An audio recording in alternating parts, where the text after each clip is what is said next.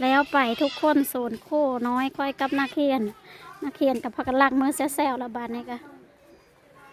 น้อยพอดีปลูกพักเด้แบกขึ้นมานี่น่ะเฮ็ดเฮ็ดหัวเฮ็ดหัวหยังปลูกหยังฮะปลูกหยังปลูกพักบ่โดยปลูกพักปลูกพักเนาะทุกคนเนาะเอากันปลูกพักปลูกพักหยังเด้ปลูกพักหยังเด้เจ้าปลูกพักหยังเด้พักหยังเท่าเฮเจ้าได้พักหยังผักเพื่อหัวพักพักพวกหัววะแม่นโอ้พักพวกหัวสบายดีแล้วก็สวัสดีเด้อทุกคนเด้อสบายดีตอนแรกเนาะตอนแรกมานี่ก็พาน้องนักเรียนทุกคนเด้อพากันเฮ็ดสวนนะลองเบิ่งหากันลงมือขุดจักสิได้ซ้ำใดเนาะน้องนักเรียนก็บ่หลายเด้อ13คนทุกคนเด้อก่อนสิเฮ็ดสวนก็ขอบบุญขอบคุณเด้อทุกคนเด้อคนที่เข้ามากดไลค์กดแชร์กดติดตามให้สาวคู่เพชรดีนะทุกคนนะช่วงนี้บรรยากาศก็หนาวสาวคู่ก็เลยใส่หมวกทุกคนเลยนักเรียนก็หนาวคือเดียวแหละอาจารย์ก็มาพร้อมกับผลพลอยพร้อมทุกคนเลยบรรยากาศนะผลพลอยได้ก่อนสิไปเฮ็ดหัวก็ขอบบุญขอบคุณเด้อทุกคนเด้อคนที่เข้ามากดไลค์กดแชร์กดติดตามให้สาวคู่เพชรดีเด้อทุกคนเด้อคุดละคัวต่อบัดนี้ทุกคนเด้อค่อยกะหานไหนละคัวมาเบิ่งเด้อเท่าเฮเด้อได้เด้อรักนึงใส่ตัวรักนี่ลูกโกนเลยเขาแปะโหทมลงลาบัดนี้เอาลงควาดขี้ดินลงควาดขี้ดินลงได้แล้วถ้าสนใจได้จักรักแล้ว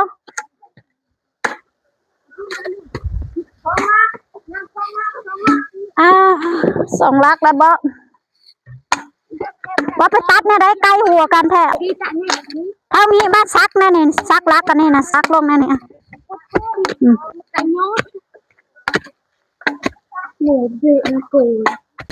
โอเคแล้วเนาะ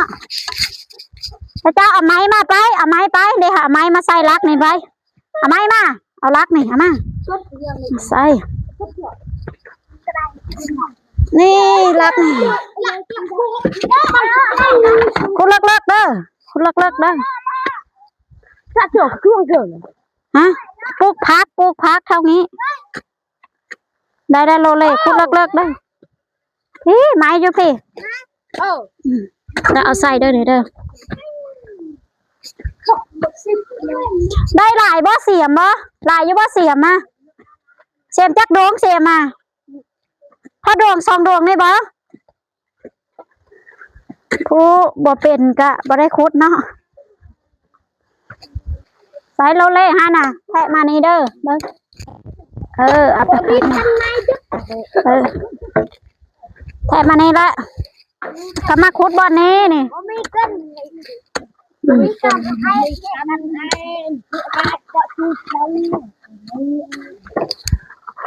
คุดมาบ่อนนี้ไม่จัง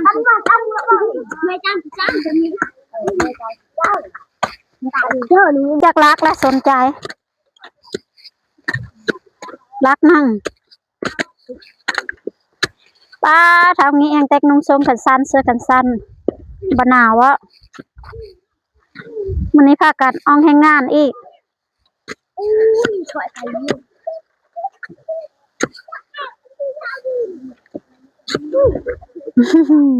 บายบายจ้ะ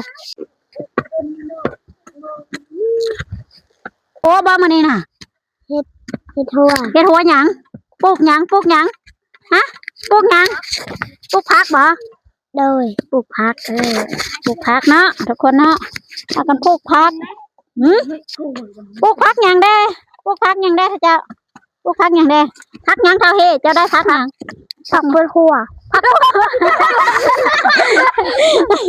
พักพวกหัววะแม่นโอ้พักพวกหัวหนาวแบบนี้เนาะโอ้เท้านั่นยังว่าใส่เสื้อแขนสั้นอยู่ในคู่ยังบ่ไหวแล้ว2 ตัวซ้อนนะหนาวแห้งเนาะหนาวอยู่บ่เท่านี้ก็คือง่อยต่ำแค่นั้นหนาวอยู่บ่บ่หนาวเลยโตเบิ่งน้องกระตุกนะจนนั้นแล้วหนาวแห้งเด้อทุกคนเด้อเขตผู้ดอยเด้อสมัยหนาวเว้ย อันทางนั้นน่ะเฮ็ดหยังทางนั้นน่ะเฮ็ดหยังเด้อเจ้าน่ะทาวงเที่ยวมาอันนั้นใส่ไว้เด้อ ไอ้ใช่เด็กแล้วมึงเหรอ ได้บ่น่ะ ต้นเทน ฮะก้อนหินค่อยขุดขึ้นค่อยขุดปีนขึ้นก้อนก้อนหินหลายฮะน่ะเท้าสนใจมั้ง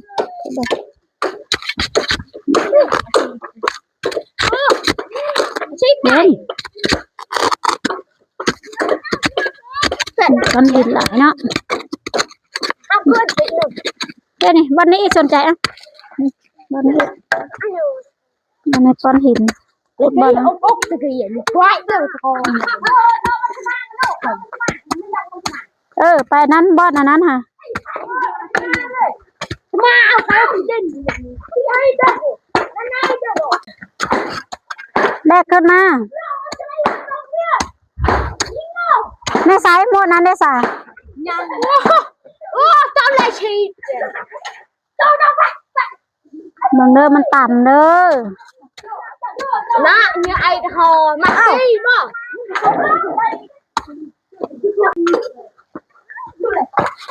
ผ้าเป็นแบบนั้นนั่นแหละ จ้านะ เนี่ยคือ ใคร มันต่ำกับวงเวียนนะมันแตกเห็นนะครูเอานะต่ำกับวงเวียน มาเอาสิ เอาใส่ก้อนหินมันฮาดกันยังสินี่เอาใส่อันนั้นน่ะใส่ตั้งเลยเอาตั้งนะเอามานอกพี่เอามานอกพี่ตั้งนะอย่าเฮ็ดได้ทันได้รักไพ่ได้ทันได้เอาแล้วถ้าคนดีเงียบไปเท่าอัน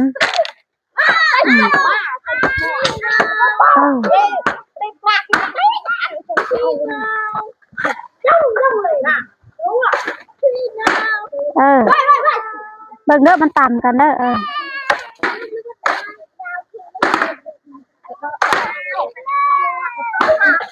ได้ป่ะ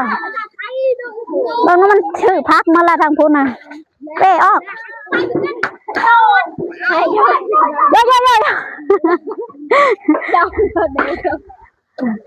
เอาลงมาเยี่ยมเอาเป็นอะไรนี่เอาครูบอกนี่เอายกมาป้าเนาะ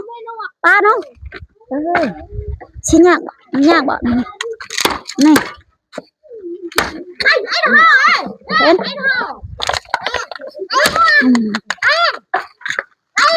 นี่เพิ่น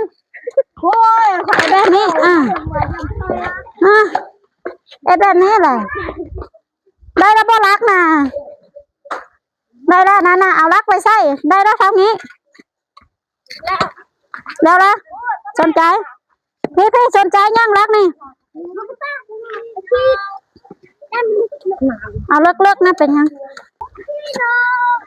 ปีเป็นกันได้พูดเป็นกัน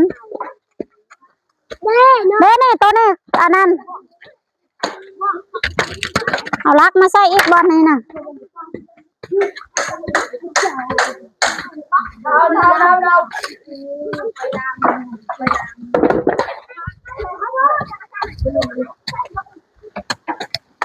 ได้บ่นี่เอาลงแล้วเอาลงเอาก้อนหินมาใส่แล้วก็เอาไม้มาตั้มบัดนี่ก้อนหินมาใส่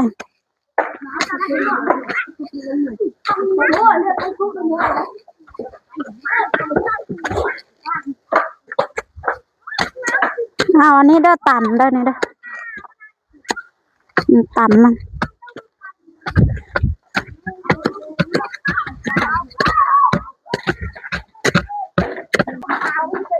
พัดขึ้นดินนะพัดขึ้นดินแห้งหลาย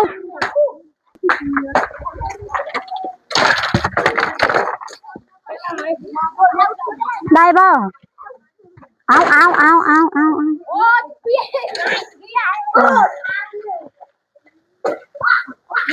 อยเอาใส่ท่าว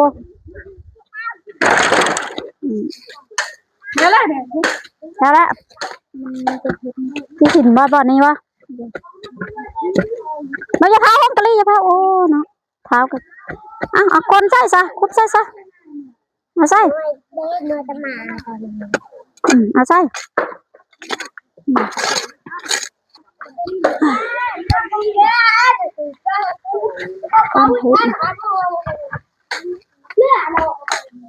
เลยปอกน้อย เอาเด้อ ย้ำหนุกเห็นแบบบอกไม่ได้บอก ค่อยเอาตัวใดบ่กินนี่บ่ค่อยเอาตัวนั้นบ่กินนี่น่ะเบิ่งหั่นกินนี่ค่อยเอาตัวนี้น่ะไสเบิ่งหั่นน่ะหั่นน่ะเหมาะอย่าไปเบิ่งเนาะค่อยเอาตัวใดไม้กินนี่บ่หั่นน่ะเหมาะไม้ตัวกินนี่เฮ้ยบ่แม่นตัว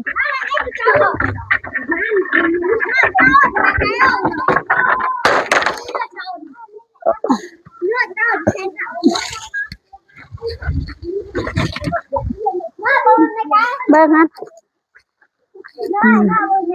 อย่าไปเหมาะอย่าไปเข้าในพวกเข้าในตัวนี้เนาะ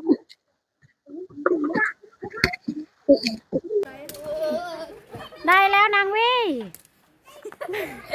ได้จักอันแล้วตั้งแต่โดนแล้วจังบ่เห็นลงมาป้าอันเด้หมู่มาสุดจนแล้วละบาดนี้น่ะค่อยคิดว่าถ้าเจ้าไปทางใดซะดอกบ่เอาใหญ่ปานใดนะเฮ็ดพอดีปลูกผักสักน้อย น่าละเปรี้ยยันด้วยกล้วยเลยโอ้เท่าเปรี้ยเท่า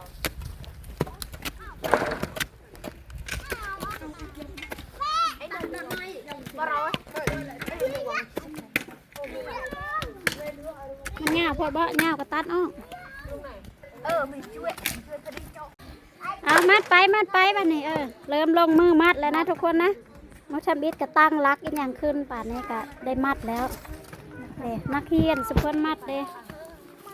ปังยาไม่ใช่บ้างปังยาเลยเอาไว้ลบเลยไปสิบนาลบเลยนวดเงินว่าใช้มือเดียวใครเยอะกันโอ้ยไอ้ดูเดียวเอาคือเอาพูดไปยังไงเจอหนูก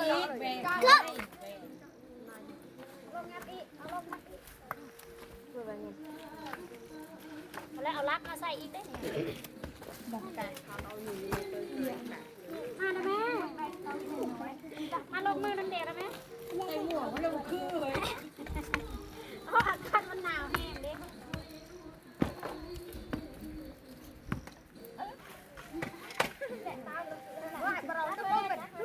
ชิลายนัวกู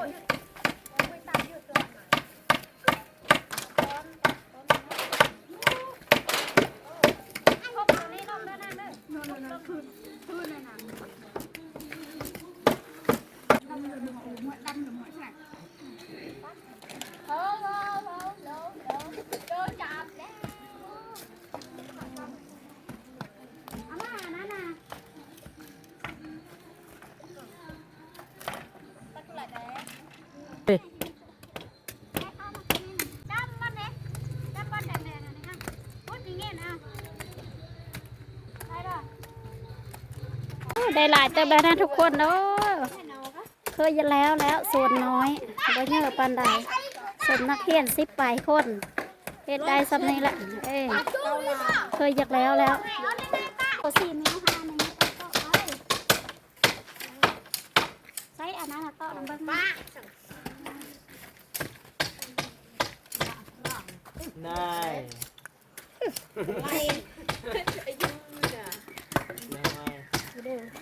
ไก่เออเอ้แกระตะขุ่มันแม่นได้โกนเลยนะ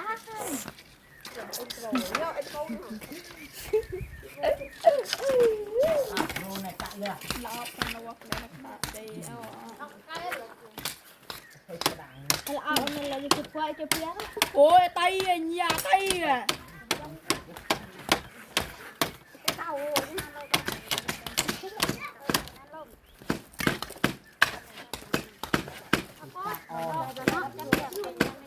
เจ๊โอ้ยเอาเนาะคือแม่เนี่ยมาคือเอาไปเลย